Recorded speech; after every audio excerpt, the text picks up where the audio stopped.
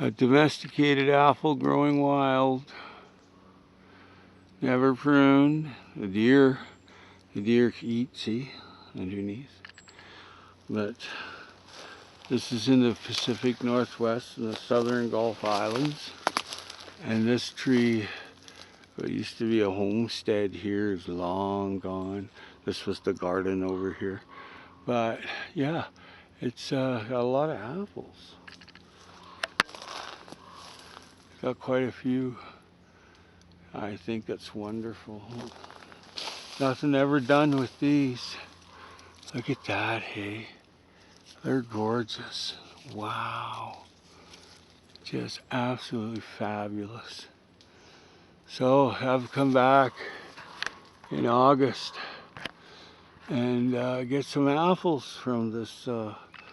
It's an old abandoned caretaker's residence on an island in southern Gulf Islands. And yeah, it's beautiful, hey?